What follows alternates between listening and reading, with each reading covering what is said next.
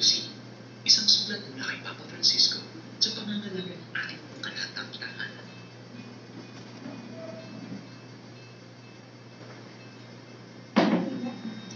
Si Papa Francisco ay gumawa ng isang sulat na humihikayat sa ating lahat ng pangalagaan ng lupa, ang ating pangkalahatang tahanan. Sinabi niya, ang lupa ay handog ng Diyos sa atin, puno ng kagandahan at karilagan, kung saan ang mga bunga nito ay para sa lahat. Ngunit sa ngayon, ito ay lubos na sinasaktan, pinababayaan, at tinatrato ng pasahol pa sa nakalipas na 2 siglo. Napakabilis ng ating pag-unlad na hindi inaasahan. Tinatrato natin ang lupa ng parabang ng pagkaubos sa mga likas yaman nito, at labis ang paggamit na hindi iniisip ang mga susunod na henerasyon.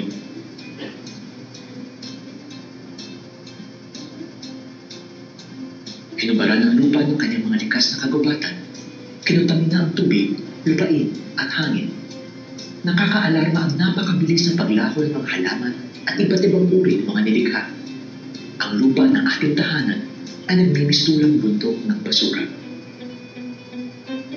Ang patuloy na paggamit ng mga nakakalasong fossil fuel, lalo na ng uling, langis, at gasolina, ay nagpapadali sa pagbabago ng panahon na isang napakalaking hamon na kinakaharap natin ngayon. Lahat tayo ay naapektuhan ng pagbabago ng klima, subalit ang mga pinakadukang komunidad ang higit na nagdurusa. Tayo ay nasa krisis na, at ang hinaharap ng ating pangkalahatang tahanan ay lubos na nanganganib. Sa kabila ng krisis na ito, parang walang pagbabago sa pamumuhay ng mga mayayamang bansa. Napakalaking agwat sa pagitan ng mayaman at mahirap ang patuloy na umuusbong.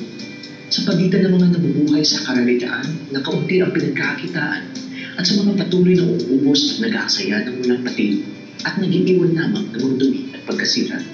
Tayo ay sinasalita rin ng digital na mundo na nagdudulot ng ingay at gambala na pumipigil sa ating matutong mabuhay ng maayos, makapag-isip ng malalim at magmahal ng lubos. Ang mga tunay na relasyon ay napapalitan ng mga pagkakaibigang virtual na maaari nating tanggapin o ayawan. Kaya di tayo nakukontento sa mga totoo at malalalim na pakikipag-ugnayan at natutulog rin ng kakaibang uri ng pag-iisa. Sa kabila ng lahat, hindi tayo nawawalan ng pag-asa. Ang mga kabataan ay lubos na naghahanap ng pagbabago. Nais nila magkaroon ng maayos na hinaharap na sumiseryoso sa krisis ng ating kapaligiran at sa paghihingahos ng mga maralita. Kaya maaari tayong magbago, pwede tayong magsimulang muli. Upang mapangalagaan ang ating pangkalahatang tahanan, kailangan natin ng iisang plano. Ang buong sangkatauhan ay dapat magkaisa upang tayo makapagtanim ng kagandahan, hindi ng paglason at pagkasira sa kapaligiran. Ang paggamit natin ng nakakalasong fossil fuel ay dapat mapalitan sa lalong madaling panahon. Nararapat din na itigil ang pagtrato sa mga yaman ng mundo na parang pinagkakitaan lamang na di iniisip ang idudulot nito sa buong kapaligiran at sa darating na henerasyon. Kaya mahalin natin ang mundo, mahalin ang kapwa-tao sa pamamagitan ng maayos na pamumuhay, pakikipagkasundo, pakikinig sa bawat isa, pangangalaga sa kalikasan, at pagiging aktibo sa lipunan at politika.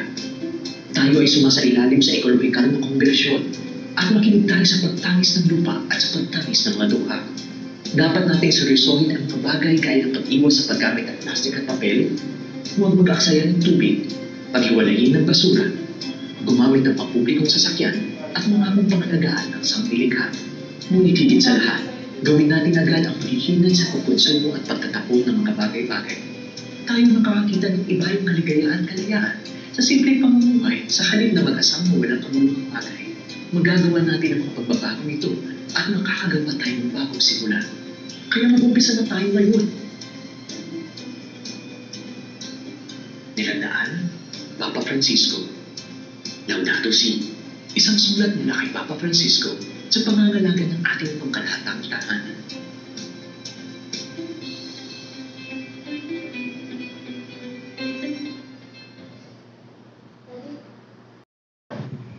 Laudato Si. Panawagan ng ating simbahan talaga ay talingain ng kalikasan dahil sa nangyayari at iba't ibang sitwasyon. Actually, ang Laudato Si ay binubuo siya ng 6 na chapters.